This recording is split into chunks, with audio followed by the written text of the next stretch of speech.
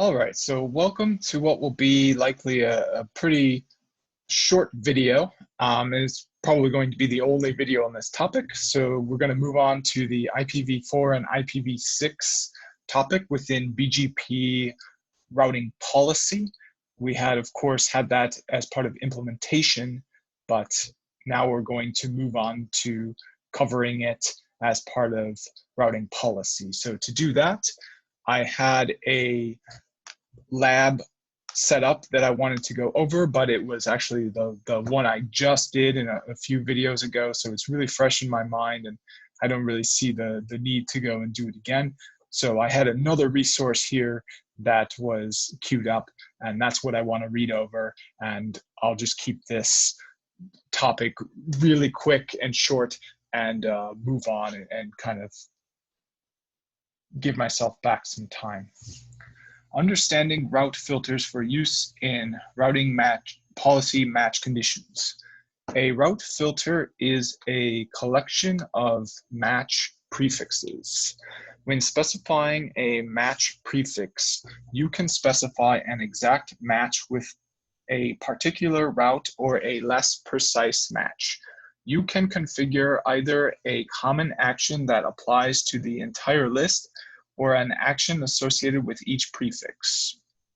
Note, because the configuration of route filters includes setting up prefixes and prefix lengths, we strongly recommend that you have a thorough understanding of IP addressing, including subnetting, before proceeding with the configuration. So yeah, this is of course going to be important on the test. One thing I might want to start these videos with is just a quick subnetting.net, because I'm sure it'll come back to me really fast. And as I demonstrated in a previous video, I'm going to need it too. It's not all there. So understanding of IP addressing, including supernetting, before proceeding with the configuration. It's also important to understand how a route filter is evaluated, particularly if the route filter includes multiple route filter options in a from statement.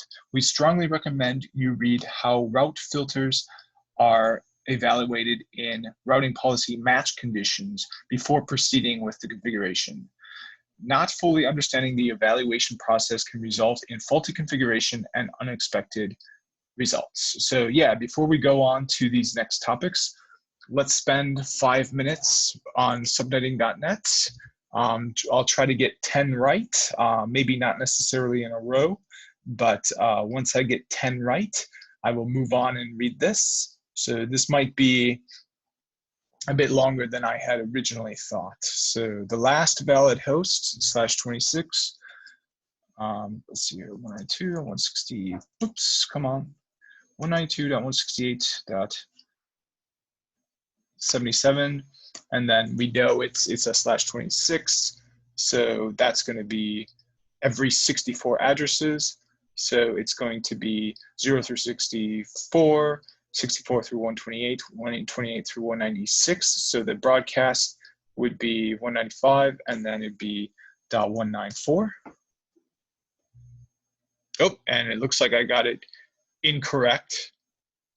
So enter the last valid host on the network that the host is a part of. So, oh, okay, I know what I did wrong. So it's not every 60, you're right, it's not every 64, it's every 32. So if it was a /24 and you'd have all 4 bits or all 8 bits to work with in the host portion, that would be every 100.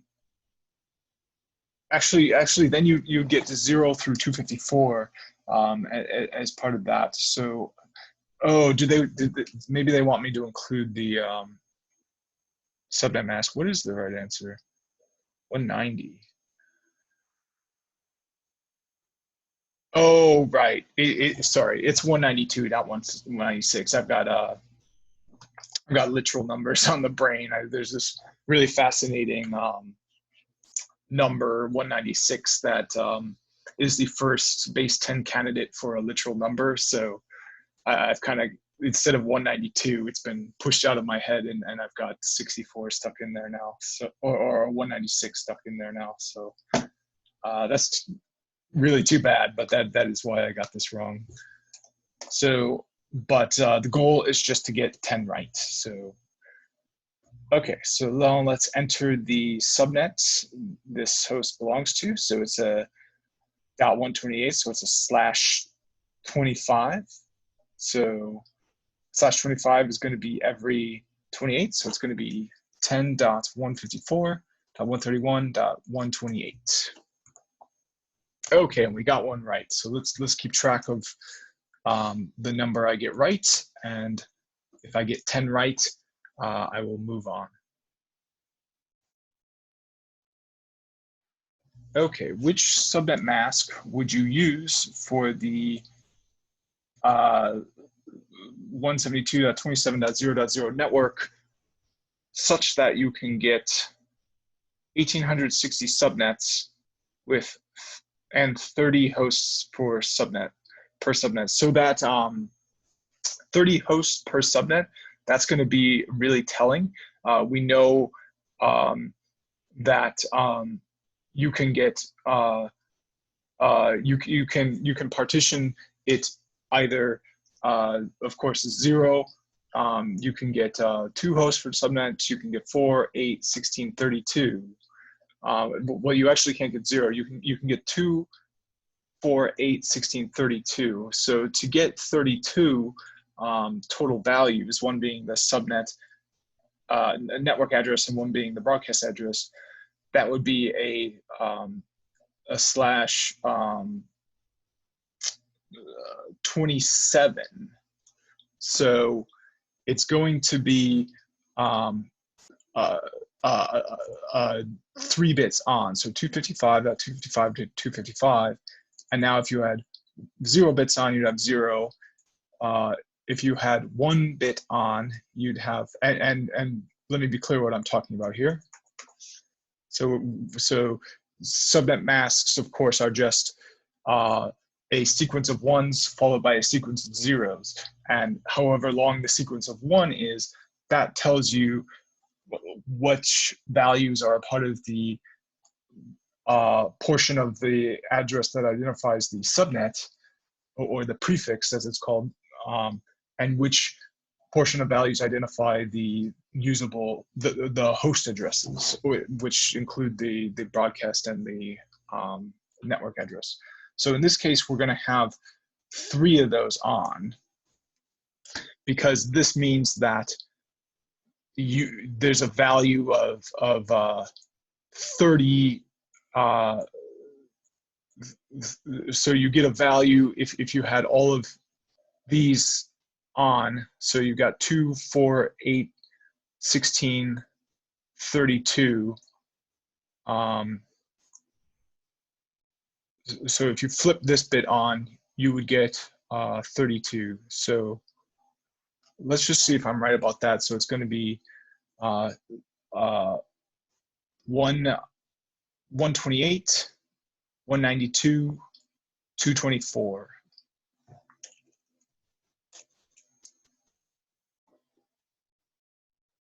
Aha, so I'm correct. Yep.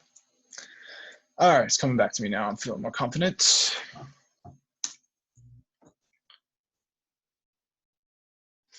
Okay, enter the broadcast address for the network, and then let's make sure that this is the actual network address. So it's going to be 248. So let's put out all the bits. So 248, here we have 128, 192, 224, 240, 248. So, and then of course we'd have so then we'd have the 8-bit on. So we'd have 252 here, or actually this is for, so 252, that would be more, 4 more. Then we'd have 254, and then with all of them on, of course, we'd have 255. So, but in this case, we're just going to have 1, 2, 3, 4, 5 bits, extra bits toggled on. So the broadcast address is going to be, oh, and remember, this is in the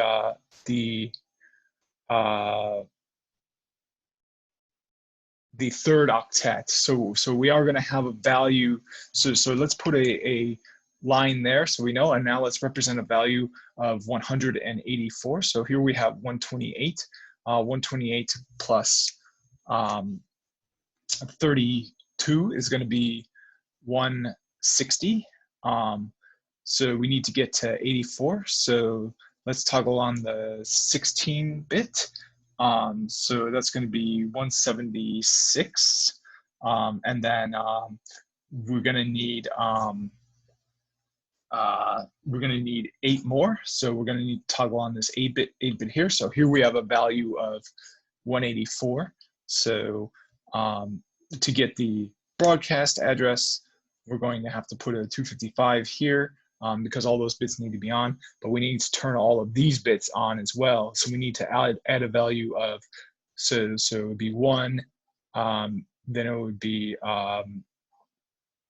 3, so 2, 4, 8, 16. So it'd be a value, well, it'd be a value of 7, because if you turn this on, you'd have a value of 1, then you'd have 3, and here's the 4-bit.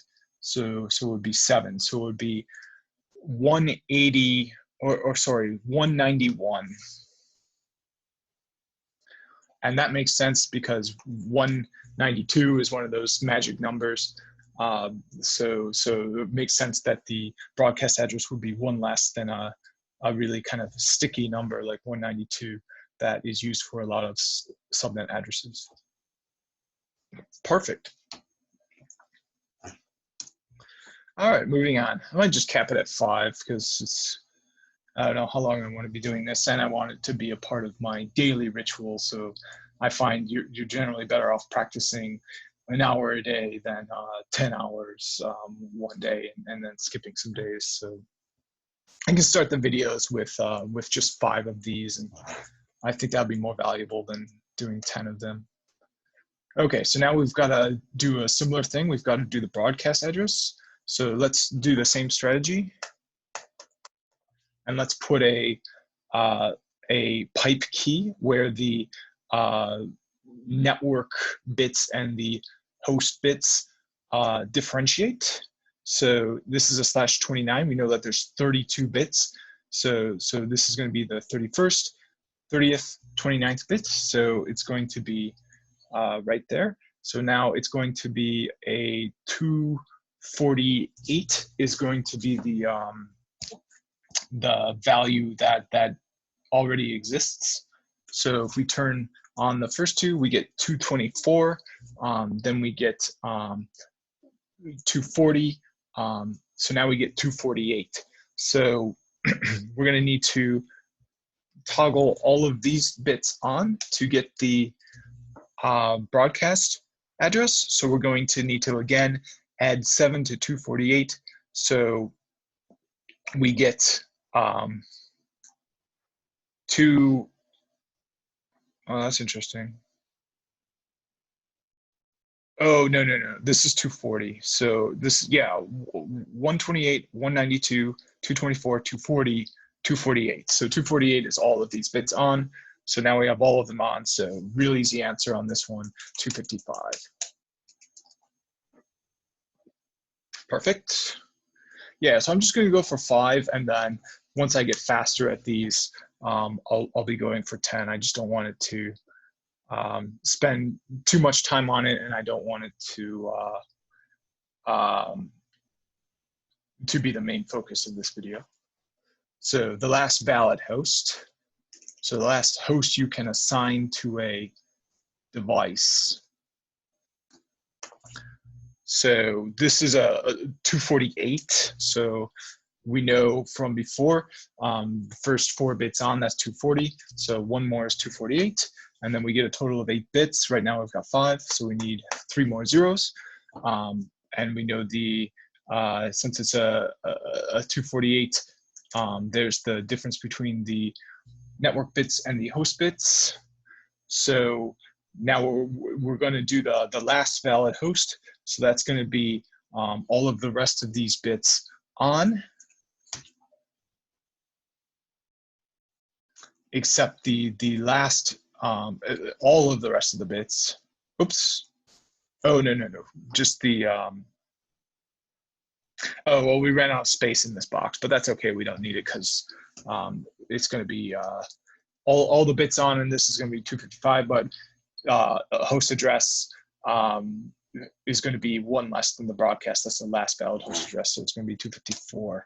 So here's our address, 172.24.255.254. Oh, and it looks like it is incorrect. That's interesting. I wasn't. Oh yeah.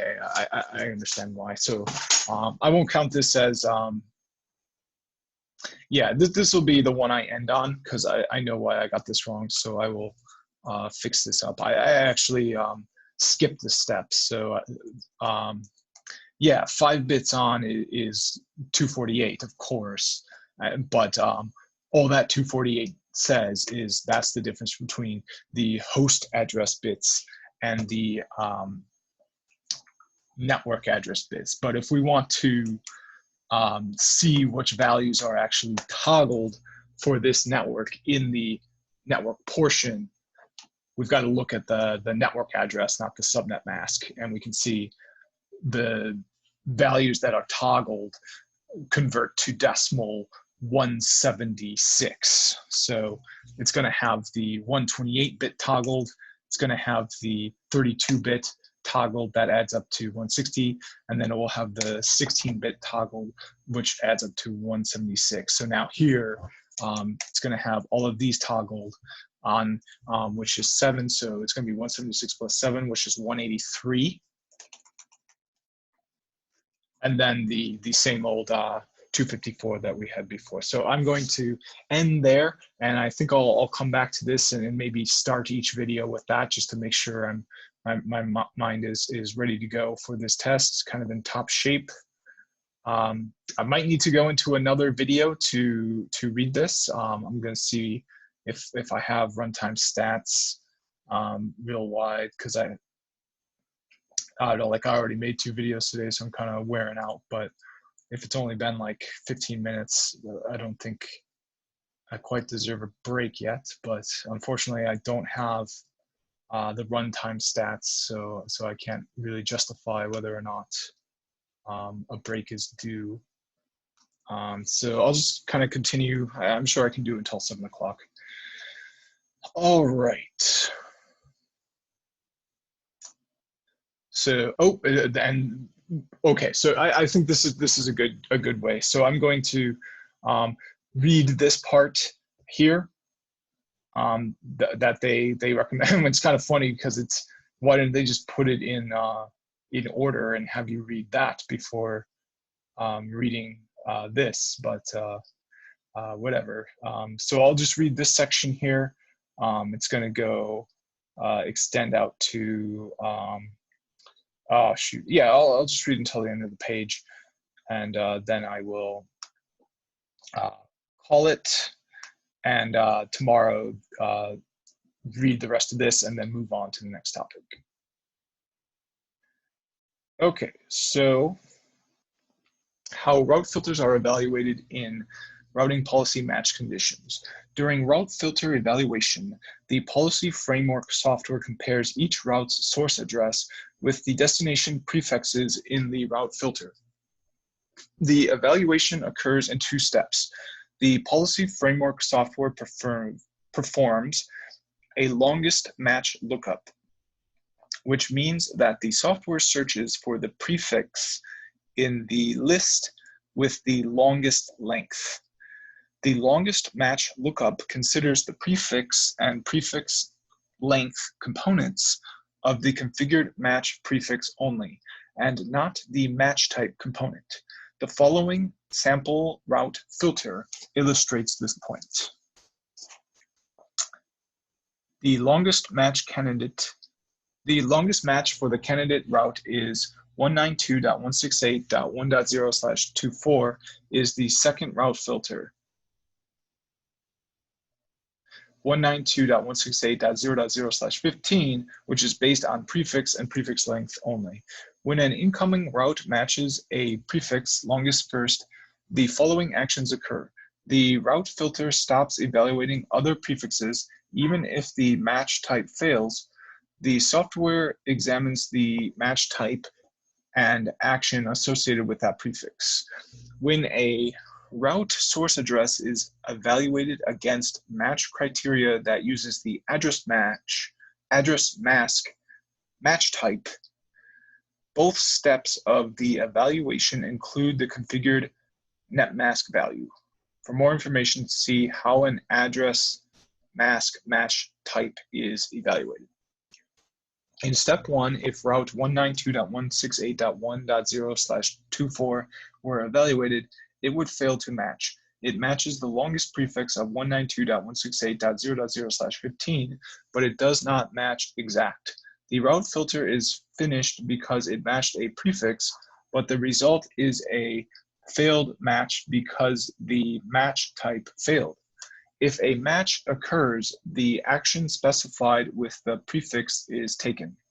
If an action is not specified with the prefix, the action in the then statement is taken. If neither action is specified, the software evaluates the next term or routing policy, if present, or takes the accept or reject action specified by the default policy. For more information about the default routing policies, see default routing policies. If you specify multiple prefixes in the route filter, only one prefix needs to match for a match to occur. The route filter matching is effectively an OR operation. If a match does not occur, the software evaluates the next term or routing policy. If present, it takes the accept or reject action specified by the default policy. For example, compare the prefix 192.168.254.0/24 against the following route filter. Route filter 192.168.0.0/16 or longer, referring to the network portion. Route filter 192.168.254.0/23 exact. The prefix 192.168.254.0/23 is determined to be the longest prefix. When the software evaluates 192.168.254.0/24 against the longest prefix, a match occurs. 192.168.254.0/24 is a subset of 192.168.254.0/23. Because of the match between 192.168.254.0/24 and the longest prefix, the evaluation continues. However, when the software evaluates the match type, a match does not occur between 192.168.254.0/24 and 192.168.254.0/23 exact. The software concludes that the term does not match and goes on to the next term or routing policy, if present, or takes the accept or reject action specified by the default policy. The walk-up feature allows terms with multiple route filters to walk up the evaluation process to include less specific routes as well as the longest match.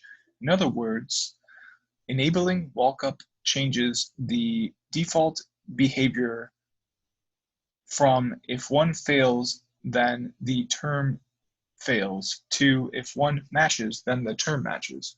For more information about the walk-up feature, see walk-up route filters overview. So I really don't think walk-up will be on the test. I'm kind of worried about that though, so I'm just going to do JNCIE-SP walk-up. Must include walk-up. Yeah, I don't see anything about that. It's not in the curriculum, so I really don't think walk-up is going to be a part of it. But this is one of those things that make me nervous because, you know, I could sit down and they ask me all about walk-up filters and it's like, you know, I didn't choose to spend a lot of time on that because it wasn't on there, but it is a thing that applies to routing policies. So I kind of understand why it's on there, but I kind of gotta keep on track. So how prefix order affects route filter evaluation. The order in which the prefixes are specified from top to bottom typically does not matter because the policy framework software scans the route filter looking for the longest prefix during evaluation. An exception to this rule is when you use the same destination prefix multiple times in a list.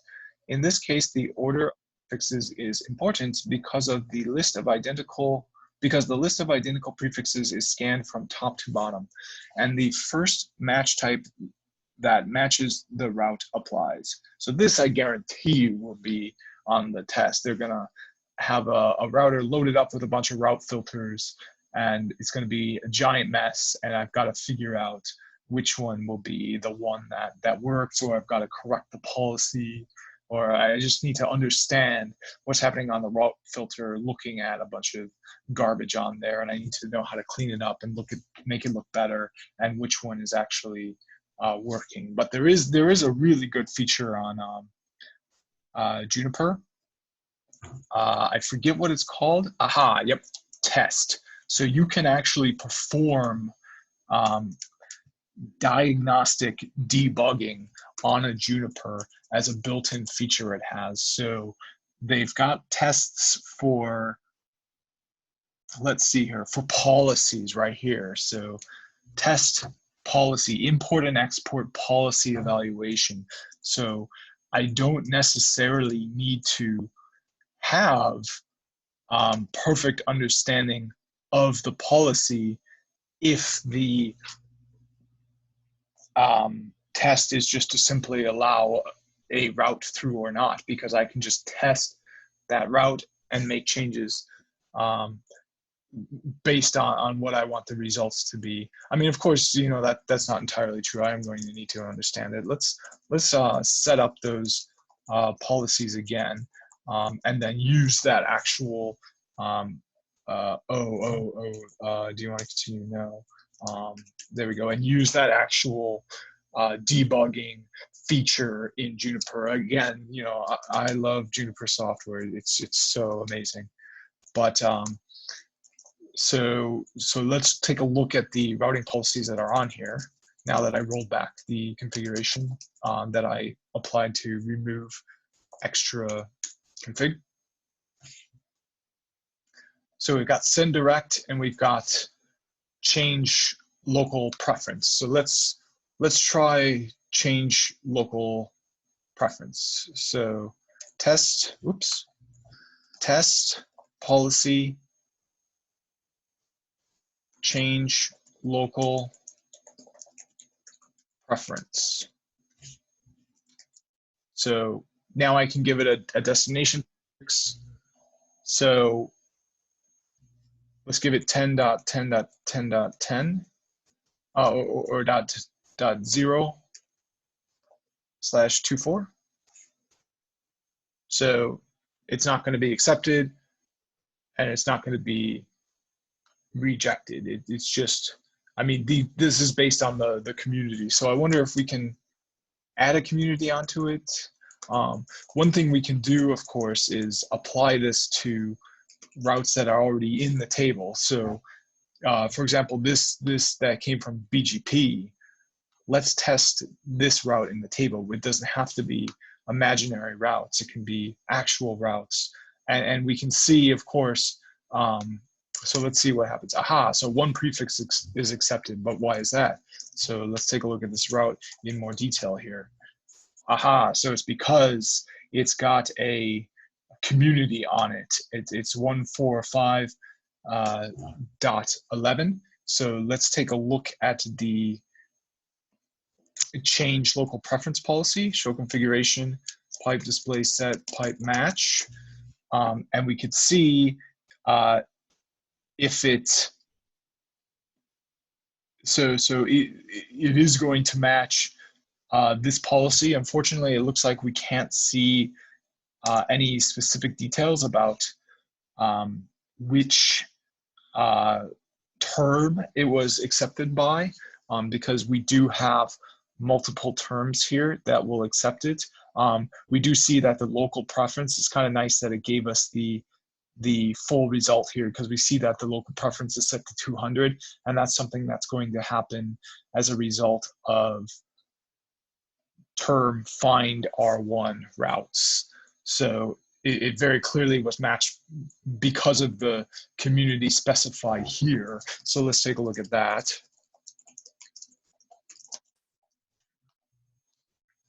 So yep, sure enough, for 645.11::1. So let's look at that again in detail. Yep, that's the community. It's got 645.11:1. So let's run that test again one last time, kind of drive that home. Test policy, change local preference against this route, which does have that community onto it. So what's going to happen to it? It's going to get local preference 200. We can see right now, before it's been sent through that policy, oh yeah, it already has local preference 200 in the table. It already went through that policy. I believe is an import policy, but just through explicit testing, yeah, we can see it's been accepted, and we can do this for any route. It doesn't have to be a route in the table, but in this case, we're being dependent on a community string. Of course, any other route that we choose, since we can't assign a community string to it, we can't. Oh, that's interesting. It looks like oh, that must be one of the. Oh yeah, I think that's another route that's going to be used. Here, but here 19 is not used. So yeah, we could see it's not going to be accepted or rejected. It's just not matched by any of those community strings because it doesn't have a community string attached. I'm sure I can set up a static route. Routing options, static route 172.16.19.0.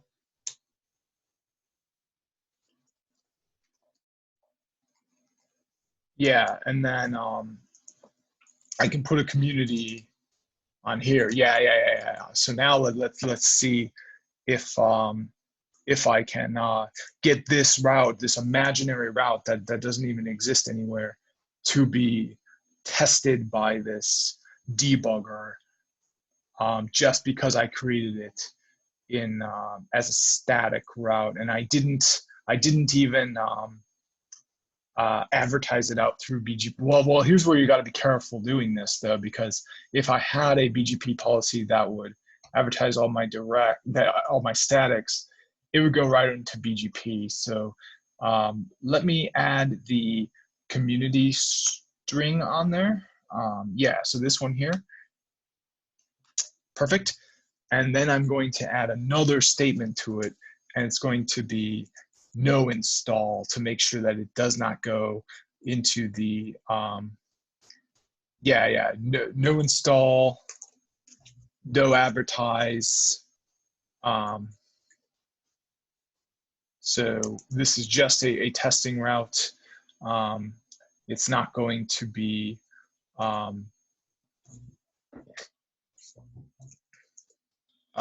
yeah, I'm not sure if no advertise would do what I'm attempting, what I would like it to do, and that's not be a part of my production network and be configured with a community just for the purposes of testing. Now, of course, there's no reason to ever do that because, well, I guess if you just got 1 million communities up, but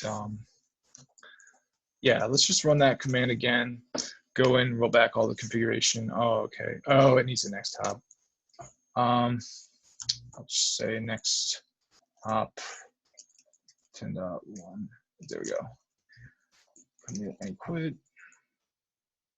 Oh, that's another thing you can do too, is just give it an invalid next hop and it won't even be installed. You can see the route is not in there. It was .19, so it's not in there. So now let's run that debugger and we'll see. Oh, that's interesting. Yeah, it's not even. Okay. Well, the more you learn, I guess. So let's do a show system, rollback, compare 1, 0. Yeah, it is the right route. So yeah, I don't know why it's not matching this. It does have that community string, so maybe it does have to be a valid route, or it can't have this no install or no re-advertise. So I don't know what the issue is, but it's not a big deal. All right, so moving on, let's just keep reading. In the following example, different match types are specified for the same prefix. The route 0.0.0/0 would be rejected. The route 0.0.0.0/8 would be marked with next hop itself, and the route 0.0.0.0/25 would be rejected. And this is because we've got up to, and we've got O longer. So as we learned before, it's going to be the most specific match. So the route up to, that's going to, oh, okay. It's just because of these keywords. So yeah, up to 7. Yeah, that's why this behavior is going to happen. Yeah, because it falls under, okay, so different match types are specified for the same prefix. So the route there would be rejected, yeah, .0. Anything /0 to /7 would be rejected, but anything /8 to /24, that's going to get the next hop self policy. One thing you noticed is there is overlap. So if it was /0, it would match both this one and this one, but the way it is evaluated is from top to bottom, because you are using the same prefix multiple times. Generally, it is not top to bottom. It's oh no, it is. So the order in which the prefixes are specified from top to bottom typically does not matter, because the policy framework software scans the route filter looking for the longest prefix during the evaluation. So yeah, it is going to evaluate it top to bottom, but it won't make decisions until it has found the longest possible match. But all of these, if you specify a /7, they're all going to match up to 7. But then it will say, okay, I've got matches for all of these. They're all the same length. Now I'll just go top to bottom, and this one will win, even though a /7 will match on all of these statements. How an address mask match type is evaluated. The address mask routing policy match type enables you to match incoming IPv4 or IPv6 route addresses on a configured net mask value in addition to the length of a configured destination match prefix. During route filter evaluation, an address mask match type is processed differently from other routing policy match types, taking into consideration the configured net mask value. When a longest match lookup evaluates an address mask routing policy match type, the prefix length component of the configured match prefix is not considered. Instead, the lookup considers the number of contiguous high-order bits set in the configured net mask value. When an incoming IPv4 or IPv6 route address is evaluated against a route filter match criteria that uses the address mask routing policy match type, the match succeeds if the following values are identical. The bitwise logical AND of the configured net mask value and the incoming IPv4 or IPv6 route address, the bitwise logical AND of the configured net mask value and the configured destination match prefix. For an example configuration of a route filter that contains two net mask match types, see evaluation of an address mask match type with longest match lookup. Common configuration problem with longest match lookup. A common problem when defining a route filter is including a shorter prefix that you want to match with a longer similar prefix in the same list. For example, imagine that the prefix 192.168.254.0/24 is compared against the following route filter. So let's imagine this. Route filter 192.168.0.0/16 or longer. Route filter 192.168.254.0/23 exact. So let's pretend that this here 192.168.254.0/24 is compared against this. So it's going to match this statement because this is or longer and 24 is a longer prefix. We're talking about host bits here. So those host bits extend out longer. They extend out to 24 bits. So it will match there.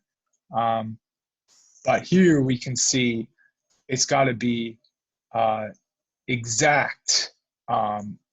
So if it's an exact match with this, but we can see even though this is a /24, it's still going to the prefix portion.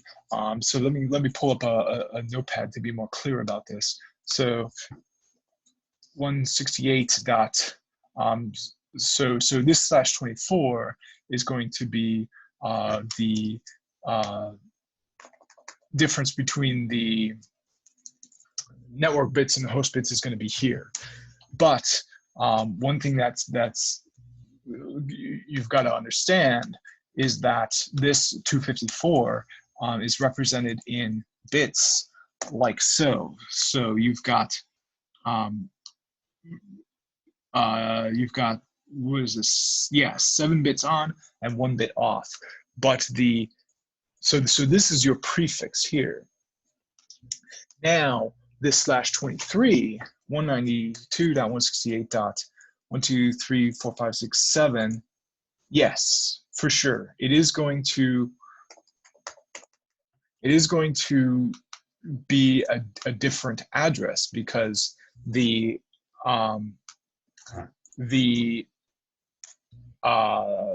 network, the subnet mask is different, so it's different. But this address here belongs to this supernet here. It's a child address of this parent address, and as such, it will match all the way up to 23. So even though you intended for even though you weren't expecting it to match this one, you were expecting this one because it matches or longer ones. This is exact match. It will match all the way up to those 23 bits. It is the same. And you notice the 16 or longer, 192.168.0.0, well, the only place this original route we had here matches up until is these first 2 octets. The third octet, the imaginary route we're sending through this route filter, matches 7 more. In fact, it matches 7 more times, and in fact, it matches the whole thing. Everything matches in the prefix, but of course we're only checking up to the 23rd bit. But yeah, it matches all the way up to the 23rd bit, whereas this one, it only matches up to the 16th bit. So the clear winner is going to be this one. Because the policy framework software performs longest match lookup, the prefix 192.168.254.0/23 is determined to be the longest prefix. An exact match does not occur between 192.168.254.0/24 and 192.168.254.0/23 exact. The software determines that the match term does not match and goes on to the next term or route policy if present, or takes the accept or reject action specified by the default policy. For more information about the default routing policy, see default routing policy. The shorter prefix 192.168.0.0/16 or longer that you wanted to match is inadvertently ignored. So yeah. I was right about that. It's going to ignore there. That's going to ignore this one because it's a longer match down here. But I was actually incorrect about this exact keyword. This just means that if it doesn't have the same net mask as here, it does not. It has 24 instead of 23. It will not match. So it won't match either of these. I will admit that I did say that it would match this one, and I will admit that I was incorrect about that. It will not match that one because they have different subnet masks, and this exact keyword knob was configured. One solution to this problem is to remove the prefix 192.168.0.0/16 or longer from the route filter in this term and move it to another term where it is the only prefix or the longest prefix in the list. Another solution is to enable the walk-up feature. See walk-up for route filters. They keep talking about this walk-up feature, and I wonder if during the test, they'll set up a scenario where, like, I could do all this crazy math and have everything hard, or I could just enable the walk-up feature and everything works beautifully. So I think it's worth a read. I'm going to have to go into another video for it. I've kind of been spending a bit more time on this than I had planned. It's now 7:18. I kind of was struggling to make it until 7. So yeah, let's come back to this. We'll start at route filter examples, and then we'll have to read that too. We'll read about walk-up. So unfortunately, this has kind of bloomed into a much bigger topic. I had only originally planned to spend one short video on it, but it's now blossoming out into a larger one, which if it's all on the test, that's great. But of course, if it's not on the test, I might have shot myself in the foot by not having enough time to read and study other concepts. But I think it's going to be good to go over. So yeah, I'll come back to this. Thanks for watching. I might have to cut it short because I'm kind of spending too much time on it. But right now I'm pretty much out of energy. So thanks for watching and stay tuned for the next video.